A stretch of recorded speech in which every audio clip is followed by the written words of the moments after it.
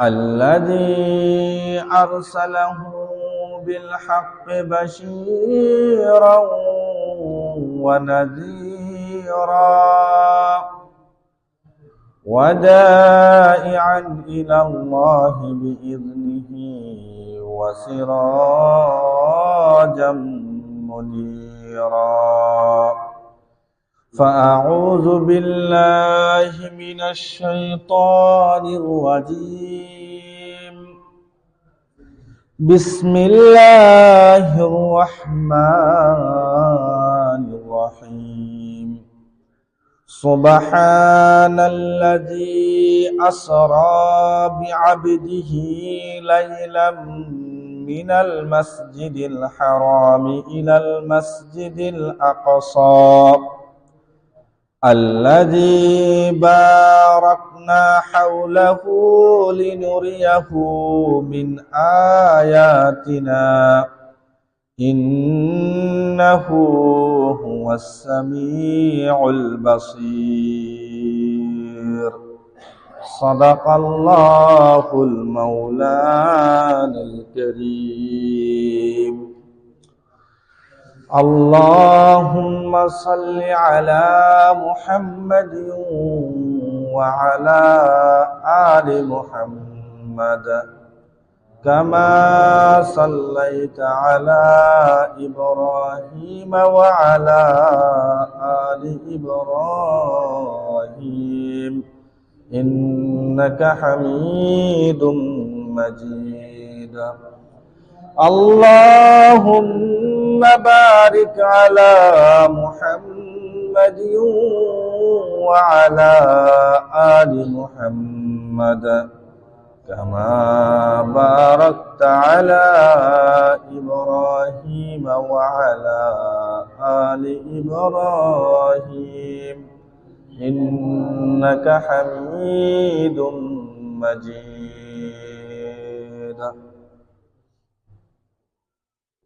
আলহামদুলিল্লাহ। উপস্থিত সম্মানিত সভাপতি সাহেব, সাবেক মেম্বার সাহেব, এলাকার নেতৃবৃন্দ, সমাজ পরিচালক, স্নেহর ছোটরা, যুবক ভাইয়েরা, দাড়ি পাকনেওয়ালা সম্মানিত মুরব্বিনে কেরাম, গ্রামগঞ্জের মধ্যে আল্লাহ পাকের যে সমস্ত বান্দিগণ পর্দার অন্তরে শুনতেছেন, আমার সম্মানিতা মা ও বোনরা, আলোচনার শুরুতে আমরা সবাই আল্লাহ রাব্বুল আলামিনের দরবারে শুকরিয়া জ্ঞাপন করি এই জন্য যে আল্লাহ আমাদেরকে এই মুহূর্তে আল্লাহর ঘর মসজিদে আসিয়া কোরআন ও হাদিসের আলোকে দুই একটি কথাবার্তা বলার জন্য, শোনার জন্য, আসার জন্য, বসার জন্য আল্লাহ পাক আমি সহ সবাইকে যে তৌফিক দান করেছেন এজন্য শুকরিয়া আদায় করি আলহামদুলিল্লাহ। সম্মানিত হাজিরিন, সময়ের দিকে তাকিয়ে আমি আমার আলোচনার দিকে চলে যাচ্ছি। আমি আপনাদের সামনে সূরা বনী ইসরাইলের 1 নম্বর আয়াত তেলাওয়াত করেছি। গত জুমায় আপনাদের সামনে আমি আল্লাহর নবীর পবিত্র মেরাজ সম্পর্কে আলোচনা করেছিলাম। আজকে আমিও আলোচনা যে পর্যন্ত গিয়ে পৌঁছছিলাম গত সপ্তাহের পর থেকে শুরু করব ইনশাআল্লাহ। আল্লাহর নবী সাল্লাল্লাহু আলাইহি ওয়াসাল্লাম হযরত উম্মাহানির ঘর থেকে নিয়ে বাইতুল মুকাদ্দাস পর্যন্ত যে সফরটা করছিল, এই সফরের মধ্যে অনেকগুলি ঘটনা আপনাদেরকে বলছিলাম। এখানে দীর্ঘায়িত না করে চলে যাচ্ছি। বাইতুল মুকাদ্দাসে নামাজ পড়ার পর আল্লাহর নবী সাল্লাল্লাহু আলাইহি ওয়াসাল্লাম জিবরাইলকে নিয়ে প্রথম আসমানে গেলেন। ওখানে হযরত আদম আলাইহিস সালাতু ওয়াস সালামের সাথে দেখা সাক্ষাৎ হলো। এরপর দ্বিতীয় আসমানে গেলেন, হযরত ঈসা নবী আলাইহিস সালাতু ওয়াস সালামের সাথে দেখা সাক্ষাৎ হলো। এরপর 3 নম্বর আসমানে গেলেন, হযরত ইউসুফ আলাইহিস সালাতু ওয়াস সালামের সাথে দেখা সাক্ষাৎ। এরপর চতুর্থ আসমানে গেলেন হযরত। এই চতুর্থ আসমানে যাওয়ার পর হযরত ইদ্রিস আলাইহিস সালাতু ওয়াস সালামের সাথে দেখা। পঞ্চম আসমানে গেলেন হযরত হারুন আলাইহিস সালাতু ওয়াস সালামের সাথে দেখা। ষষ্ঠ 6 নম্বর আসমানে গেলেন হযরত মূসা আলাইহিস সালাতু ওয়াস সালামের সাথে দেখা সাক্ষাৎ। সাত আসমান সপ্তম আসমানে যখন গেলেন হযরত খলিলুল্লাহ ইব্রাহিম আলাইহিস সালাতু ওয়াস সালামের সাথে দেখা। সাত আসমানের পর আল্লাহর নবী সাল্লাল্লাহু আলাইহি ওয়াসাল্লাম ইনদাহা সিদরাতুল মুনতাহা, কোরআনের মধ্যে একটি আয়াত পাওয়া যায় যাকে সিদরাতুল মুনতাহা নামে আমরা চিনি। সিদরাতুল মুনতাহা পর্যন্ত যখন গেলেন জিবরাইল আমিন আল্লাহর নবী থেকে পৃথক হয়ে গেলেন, বললেন আমি আর যাইতে পারবো না, আমাকে ছুটি দেন। এরপর যে স্থান, ওই স্থানে যাওয়ার জন্য আল্লাহর নবী যখন জিবরাইল আর যেতে পারলো না, আল্লাহ পাক সিরতে মুস্তাফা ইলিয়াস কান্দলবি লিখতেছেন সিদরাতুল মুনতাহা যে বাহন এবং সফরসাথী জিবরাইল ছিল, এরপর বাহন পরিবর্তন। রফরফ নামক একটা বাহন আল্লাহ পাক আল্লাহর নবীর জন্য পাঠালেন। এটার বাংলা অর্থ হলো গালিসা।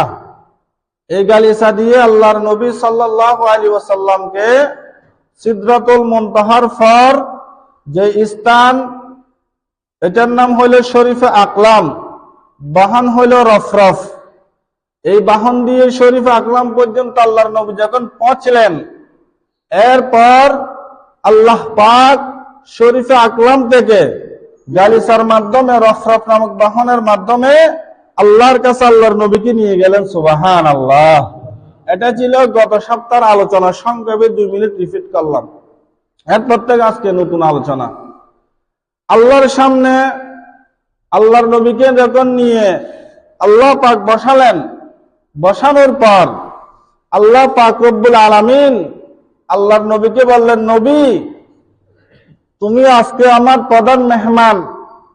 মেহমান আসলে মেহমানরা কিছু নাস্তা আনে, আপনি আমি আল্লাহর কাছে আসছেন, কি নিয়ে আসছেন? আল্লাহর নবী 3টা শব্দ উচ্চারণ করছেন, আত-তাহিয়াতু লিল্লাহি ওয়াস-সালাওয়াতু ওয়াত-তাইয়্যিবাত। 3টা কথা আল্লাহ পাকের সামনে আল্লাহর নবী বলছেন। আল্লাহ সমস্ত শারীরিক ইবাদত, সমস্ত আর্থিক ইবাদত, সমস্ত কিছু আপনার জন্য। সুবহানাল্লাহ। আমরাও ইবাদত করি কার জন্য? এটা আল্লাহর নবী শিক্ষা দিয়েছেন আল্লাহর কাছে গিয়ে। যখন আল্লাহ পাকের নবী এই 3টা কথা উচ্চারণ করলেন, আল্লাহ পাক আল্লাহর নবীকে বলেন, আসসালামু আলাইকা আইয়ুহান নাবিয়্যু ওয়া রাহমাতুল্লাহি ওয়া বারাকাতুহু। আল্লাহ পাক 3টা কথা বলছেন। তাহলে সালাম, এখান থেকে আপনারা একটা জিনিস লক্ষ্য করুন, পৃথিবী যিনি পরিচালক তিনি আল্লাহর নবীকে সালাম দিলেন, আসসালামু আলাইকা আইয়ুহান নবী। আসসালামু আলাইকা আইয়ুহান নবী, আগে সালাম তারপর কথা। হাদিসের মধ্যে আছে কোন ব্যক্তির সাথে দেখা হইলে আগে সালাম দেওয়ার জন্য। তাহলে সালামের ফর্মুলাটা আল্লাহ পাক আমাদেরকে শিক্ষা দিয়েছেন। আগে নবীকে সালাম দিতে হইলে প্রথমে সালাম উচ্চারণ করতে হবে, আসসালামু আলাইকা আইয়ুহান নবী। ইয়া নবী, সালাম আলাইকা যে শব্দটা আমরা ব্যবহার করি, এটাও কথা ঠিক হইলে কিন্তু আগে ইয়া নবী, নবীর নাম চলে আসছে। আর আল্লাহ পাক আমাদেরকে শিক্ষা দিলেন আসসালামু আলাইকা আইয়ুহান নবী, এটা হলো শুদ্ধ। এজন্য যে এখান থেকে শেষ করেন, এগুলো আর ভালো লাগে না, ধাক্কা ধাক্কি। আল্লাহ পাক যেভাবে আমাদেরকে শিক্ষা দিচ্ছেন আল্লাহর নবীকে, সেভাবে আমরা সালাম দেব।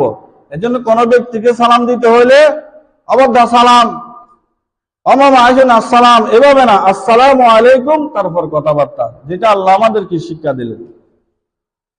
আত্তাহিয়াতু লিল্লাহি ওয়াস সালাওয়াতু ওয়াত তাইয়্যিবাত। আল্লাহর নবী বলেন, তিনটা বাক্য আল্লাহর কাছে হাদিয়া স্বরূপ উপস্থাপন করলেন। এরপর আল্লাহ পাক আল্লাহর নবীকে বলেন, আসসালামু আলাইকা আইয়ুহান নাবিয়্যু ওয়া রাহমাতুল্লাহি ওয়া বারাকাতুহু। যখন আল্লাহ পাক রব্বুল আলামিন আল্লাহর নবীকে সালাম দিলেন, সালাম মানে বাংলা হলো শান্তি, এটা আপনারা জানেন। ওয়া রাহমাতুল্লাহি ওয়া বারাকাতুহু শব্দের অর্থ হলো, নবী আপনার উপর রহমত এবং বরকত অবতীর্ণ হোক আমার পক্ষ থেকে, সুবহানাল্লাহ। যখন আল্লাহর নবীকে আল্লাহ পাক সালাম দিলেন, সালাম দেওয়াটা সুন্নত, সালামের উত্তর দেওয়াটা ওয়াজিব শরীয়ত মাসালা হিসেবে। কোন একজন ব্যক্তিকে যদি আমরা সালাম দিই, এটা হলো সুন্নাহ, ওই ব্যক্তি শোনার সাথে সাথে জবাব দেওয়াটা ওয়াজিব হয়ে যায়, দায়িত্বটা বেড়ে যায়। যখন আল্লাহর নবীকে আল্লাহ পাক সালাম দিলেন, আল্লাহর নবীও সালাম নিচ্ছেন। আসসালামু আলাইনা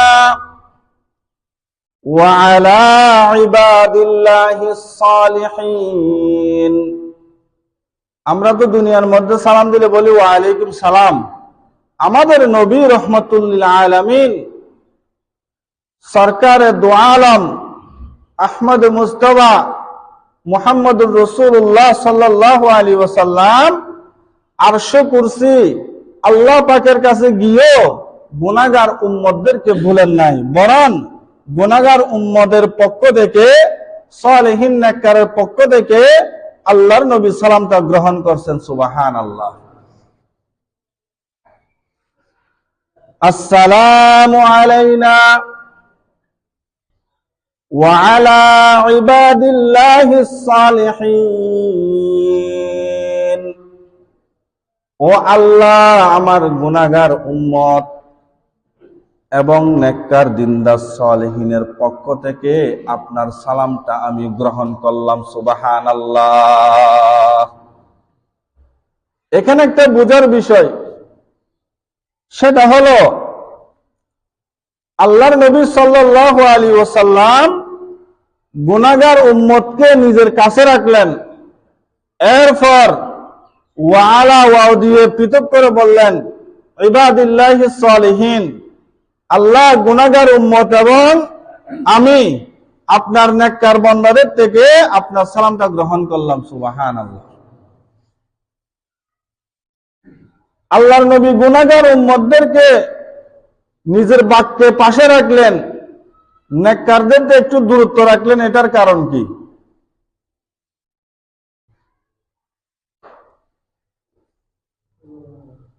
মানুষ যখন বেড়াইতে যায়, কোন ব্যক্তি বিবাহ করার পর শ্বশুর বাড়ি যাচ্ছে, তার থেকে দুইটা সন্তান আছে, একটি সন্তানের বয়স 4 বছর আর একটি সন্তানের বয়স 1.5 বছর। 1.5 বছরের বাচ্চা এটা তো হাঁটতে পারে না, 4 বছরের বাচ্চা এটা হাঁটতে পারে গুড়গুড়ে।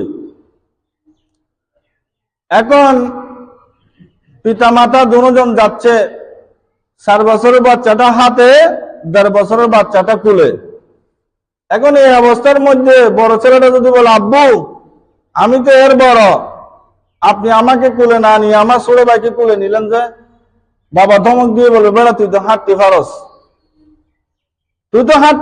তোর ভাই তো ছোট, এখনো হাঁটতে পারে না, এই জন্য তাকে আমি বুকে রাখলাম। আল্লাহ পাকের নবী সাল্লাল্লাহু আলাইহি ওয়াসাল্লাম আল্লাহর কাছে গিয়ে গুনাহগার উম্মতদেরকে বুকের মধ্যে রাখছেন, যেহেতু নিজে নিজে জান্নাত পার হইতে পারবে না। ছোট বাচ্চা যেরকম নিজে নিজে হাঁটতে পারে না, তার পিতা মাতা তাকে বুকের মধ্যে জড়িয়ে ধরে নানার বাড়ি যায়, আর 4 বছর বাচ্চাদেরকে পথ দেখায় যে সে হাঁটতে পারে। আল্লাহ পাকের নবী আল্লাহর সামনে বলেন, আসসালামু আলাইনা ও আল্লাহ, আমি আমার গুনাহগারের উম্মতের উম্মত, ওয়া আলা ইবাদিল্লাহিস সালিহিন, নেককার উম্মতের পক্ষ থেকে আপনার সালামের জবাবটা আমি গ্রহণ করলাম। সুবহানাল্লাহ। গুনাহগার উম্মতকে আমাদের নবী আল্লাহর কাছে গিয়ে পর্যন্ত ভুলেন নাই। যখন আল্লাহ এবং আল্লাহর নবীর খেলা, মাহবুব এবং প্রতিপালক দুজনের যে দৃশ্য, এই দৃশ্যটা দেখার পর ফেরেশতারা বললেন, এটা কিরকম নবী? আরশ মহল্লাত আল্লাহর কাছে আসিয়া পর্যন্ত তিনাদের গুনাহগার উম্মতদেরকে বলেন না, এটা কিরকম নবী? এই দৃশ্যটা দেখার পর এক বাক্যে সমস্ত ফেরেশতারা বলে উঠলেন, আশহাদু আল্লাহ ইলাহা ইল্লাল্লাহু ওয়া আশহাদু আন্না মুহাম্মাদান আবদুহু ওয়া রাসূলুহু। সমস্ত ফেরেশতাগণ এক বাক্য সাক্ষ্য দিচ্ছেন, আমরা সাক্ষ্য দিচ্ছি যে আল্লাহ ছাড়া কোনো মাবুদ নাই, আল্লাহ ছাড়া কোনো প্রতিপালক নাই, এবং আমরা আরো সাক্ষ্য দিচ্ছি হযরত মুহাম্মদ মুস্তাফা সাল্লাল্লাহু আলাইহি ওয়াসাল্লাম আল্লাহ পাকের বান্দা এবং রাসূল। সুবহানাল্লাহ। কেমন নবী? যে নবী আরশ মহল্লা, আরশ কুরসি, জান্নাত জাহান্নাম সফর করে আল্লাহ পর্যন্ত গিয়ে গুনাহগার উম্মতদেরকে বলেন নাই। ওয়া নাবিয়্যু রাহমাত লকব পানে ওয়ালা,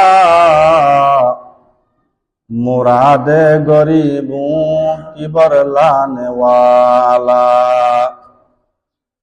ফকিরো কামাল যা ज़ईफ़ो कमा वा,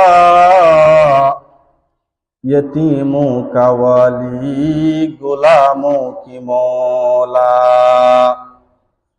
वतर कर हेरा से सुए कौम आया, वो रकनश का है कि मियाँ साथ लाया, वो तर कर हेरा से सुए कौम आया, वो रकनश का है कि मियाँ साथ लाया, महबूब किया सल्ली अला नाम मुहम्मद, आंखों के जिया दिल के जला नाम मुहम्मद। এমন রহমান, এমন আল্লাহর নবী আমাদের উপর রহমত, যে পূর্ববর্তী নবীগণ আল্লাহর নবীর মত এরকম দয়ালু ছিলেন না। আমাদের নবী গুনাহগার উম্মতের জন্য এরকম রহমত। সুবহানাল্লাহ। এজন্য নামাজের মধ্যে আমরা যে দুরূদ শরীফ, এরপর তাশাহুদ, প্রথমে যেটা আত-তাহিয়াতু বলি, তাশাহুদ বলি, এটা পড়ি। এখানে 3 শ্রেণীর কথা আছে। প্রথম নম্বর কথা হলো এগুলো আল্লাহর নবীর কথা, দ্বিতীয় নম্বর কথা হলো আল্লাহর কথা, তৃতীয় নম্বর কথা হলো ফেরেশতাদের কথা। সুবহানাল্লাহ। এজন্য প্রত্যেক নামাজের মধ্যে 2 রাকাত, 3 রাকাত, 4 রাকাতের মধ্যে তাশাহুদ পড়তে হয়। সুবহানাল্লাহ।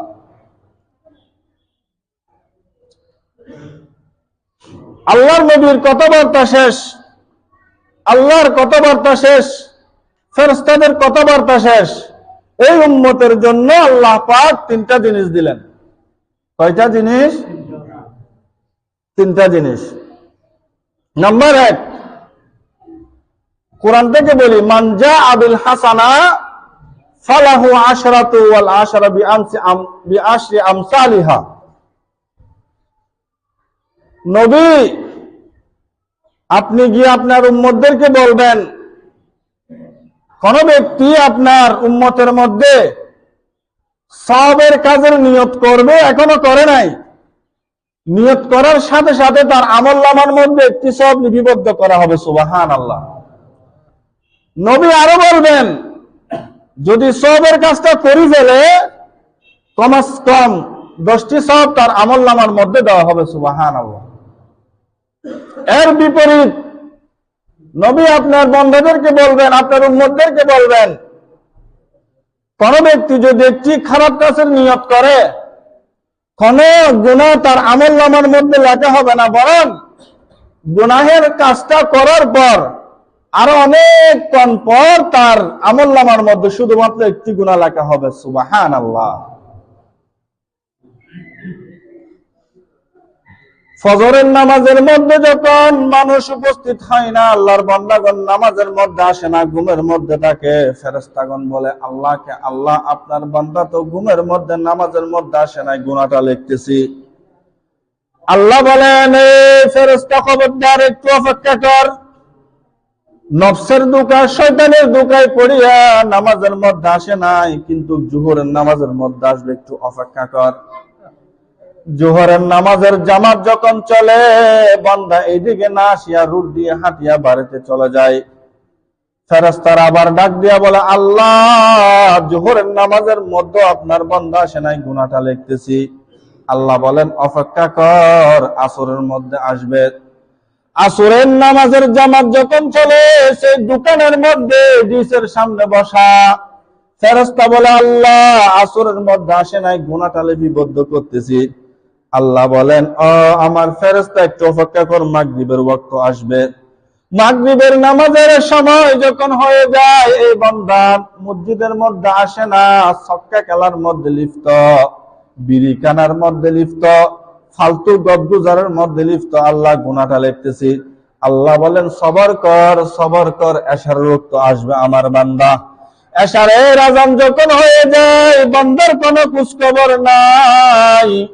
কিরামান কাতিবিন, তার দুজন কাঁধের মধ্যে ফেরেশতা, এরা আল্লাহকে বলে, আল্লাহ আপনি বলছেন ফজর আসে নাই, জোহর তো আসবে, জোহরও আসে নাই, আসরও আসে নাই, মাগরিবও আসে নাই, এশার নামাজের মধ্যে পর্যন্ত আসে নাই।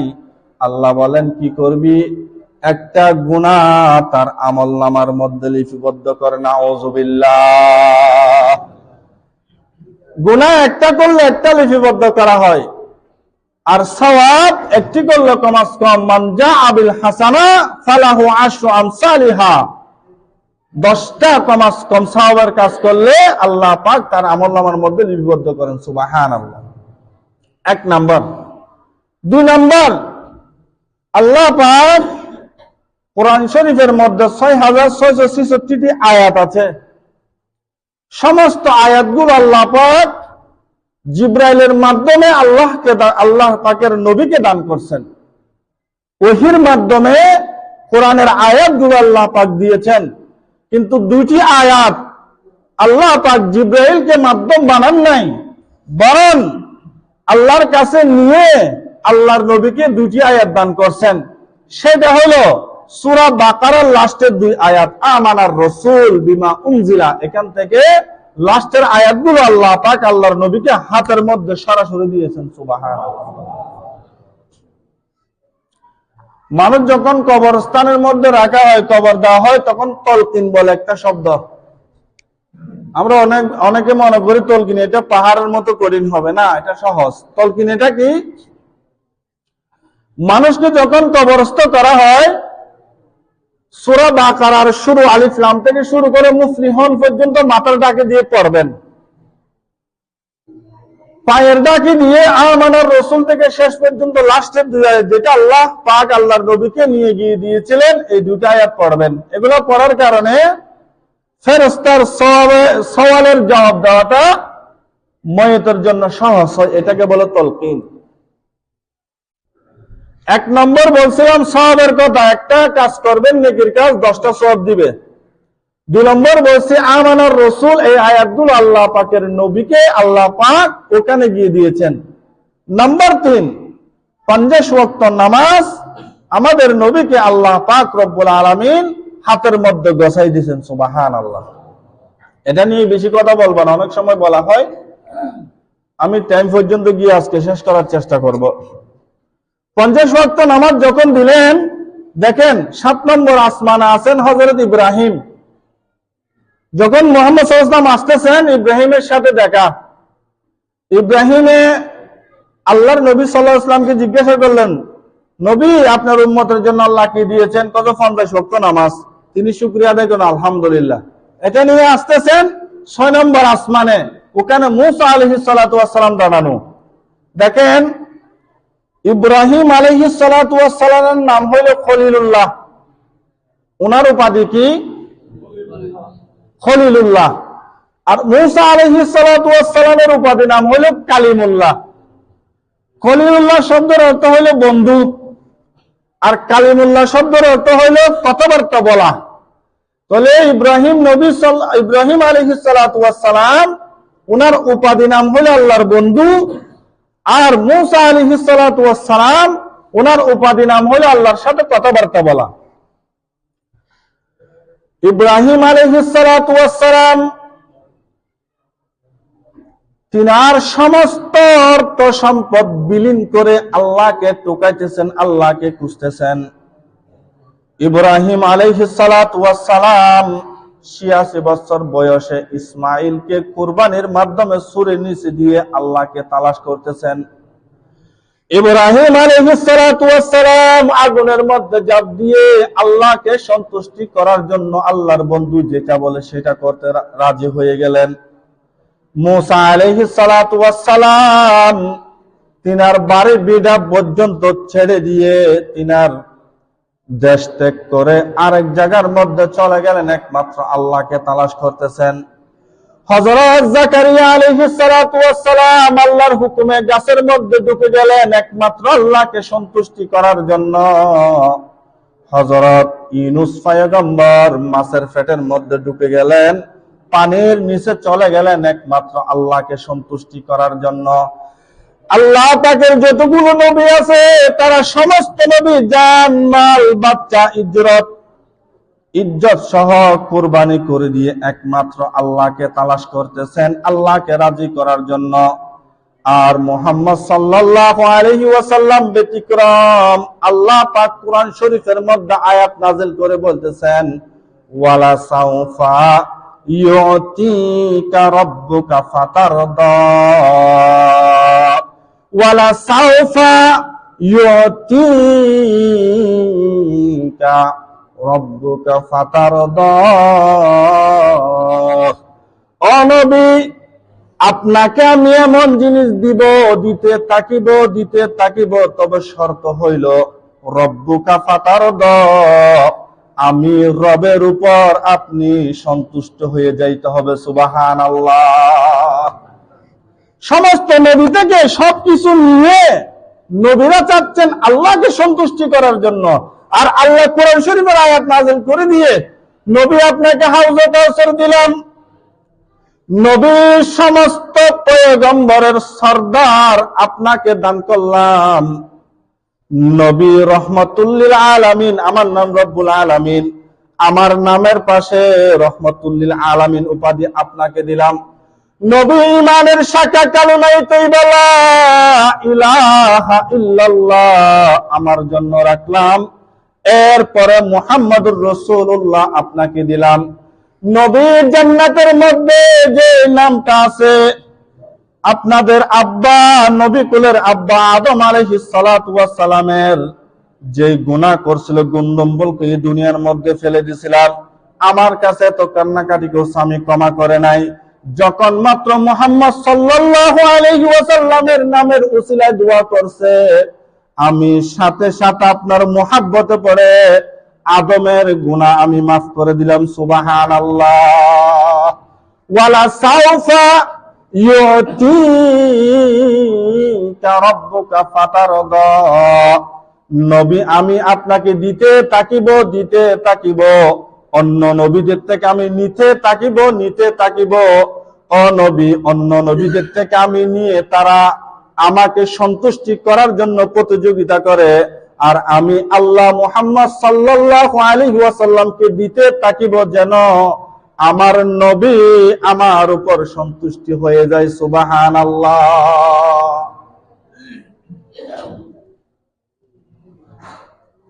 তাফসীর ইবনে কাসির ইমাম ফখরুদ্দিন রাজি এই আয়াতের তাফসীর করতেছেন। হাউজে কাউসার দিলাম, নবী রাজি হয়ে যাও। রহমাতুল লিল আলামিন বানাইলাম, নবী আমার উপর রাজি হয়ে যাও। সমস্ত নবীদের সরদার আপনাকে বানাইলাম, আমার উপর রাজি হয়ে যাও। আল্লাহর নবী বলেন, না আমি রাজি হব না। তখন রাজি হবেন? আল্লাহর নবী বলেন, কিয়ামতের ময়দানে যতক্ষণ পর্যন্ত আমার একটা উম্মত জাহান্নামের মধ্যে থাকবে, আমি আল্লাহর উপর এতক্ষণ পর্যন্ত রাজি হব না। সুবহানাল্লাহ। আল্লাহর নবী কিয়ামতের ময়দানে কিছুক্ষণ মিজানের পাল্লায় যাবে, কিছুক্ষণ হাউজে কাউসারের পানির ওখানে যাবে, কিছুক্ষণ আল্লাহর নবী জাহান্নামের গেটের ওখানে যাবে, কিছুক্ষণ ফুলসিরাতের কিনারের মধ্যে যাবে, কোন উম্মত চিড়ে পড়তেছে কিনা।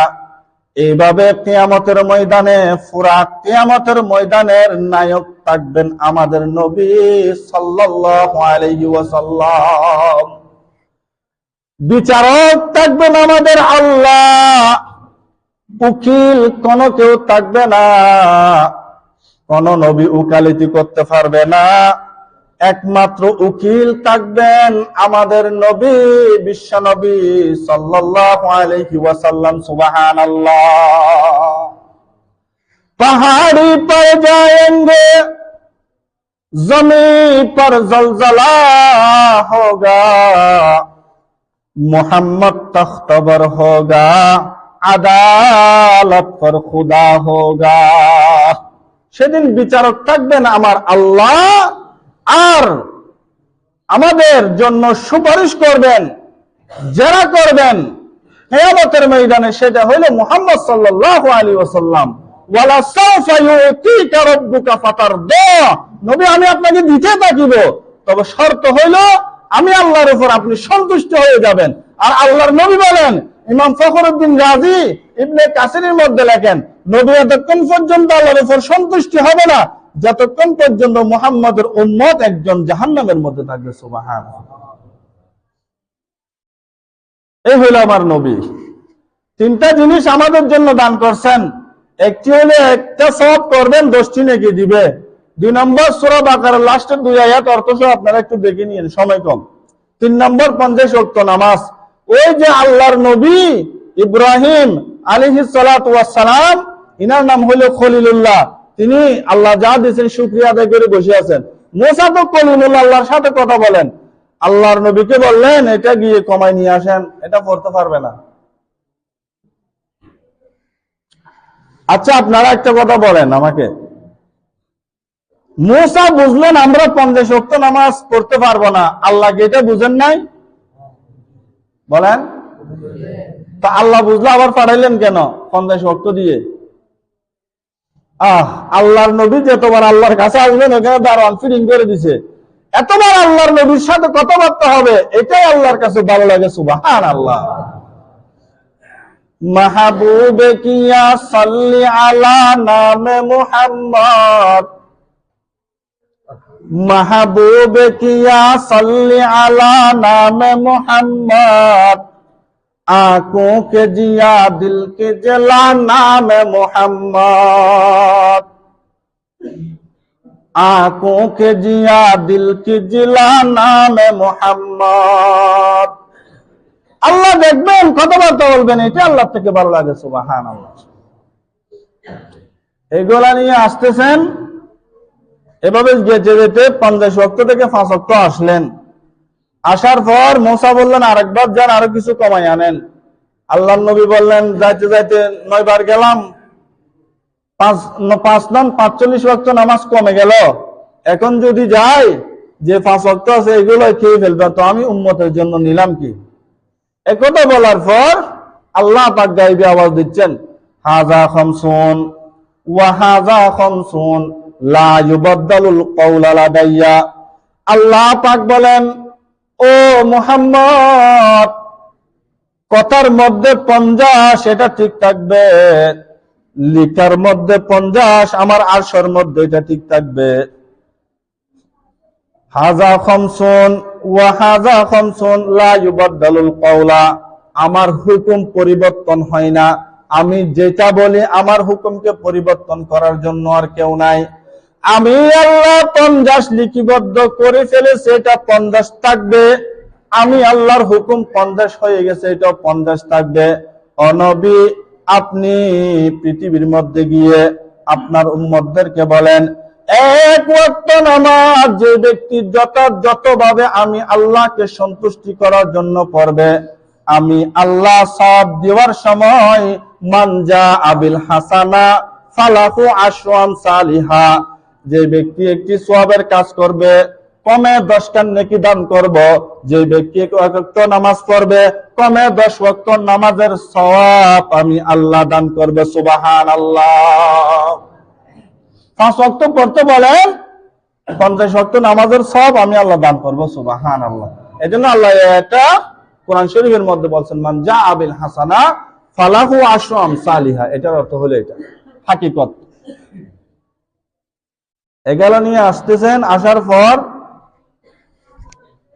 সিরিয়া থেকে একটা ব্যবসায়িক দল মক্কার দিকে আসতেছে। সময় মনে হবে না, 13 হয়ে গেছে। লম্বা ঘটনা আছে, আসল রহস্য এখানের মধ্যে লুকায়িত আছে। যাই হোক, সামনের সপ্তাহ থেকে আসমান থেকে আমরা নেমে গেছি। নামার পথে কি ঘটনা, ওখান থেকে আবু জাহেল কি বলে, এগুলো আপনাদেরকে আমি তথ্য দেবো। খুব সুন্দর মজার ঘটনা আছে। এখন এতক্ষণ পর্যন্ত যেগুলো শুনলেন, যত মজা পান নাই, কাফেরদের প্রশ্নগুলো শুনে আপনারা আশ্চর্য হয়ে যাবেন। ওখানে অনেক প্রশ্ন করবে তারা। 1 নম্বর প্রশ্ন করবে, বাইতুল মুকদ্দাসের মধ্যে জানালা কয়টা বলেন? আপনি তো বাইতুল মুকদ্দাস গেছেন। বাইতুল মুকদ্দাসের মধ্যে ফ্যান কয়টা বলেন? এটা কয়টা বলেন? বিভিন্ন ধরনের প্রশ্ন করবে। এই প্রশ্ন যদি আপনাদেরকে করা হয়, এখানে অনেক মুরব্বী আছে আজকে 20 বছর পর্যন্ত মসজিদে নামাজ পড়ে, ওনাদেরকে যদি বলা হয়, মুরব্বী বলেন তো এই মসজিদের মধ্যে টাচ কয়টা, এ বলবে বেটা আমি টাচ গোনার জন্য যাইনি। আরে অদ্ভুত অদ্ভুত আল্লাহর নবীকে প্রশ্নগুলা করছে। আল্লাহ যদি আপনাদেরকে হায়াতে বাঁচায় রাখেন, আমাকে তৌফিক দান করেন, সুন্দর সুন্দর কথাগুলো ইনশাআল্লাহ এর পরের জমায় বলবো। আল্লাহ পাক আমি সহ আপনাদের সবাইকে যাহা কথা বলছি আমল করার তৌফিক দান করুক। আমিন।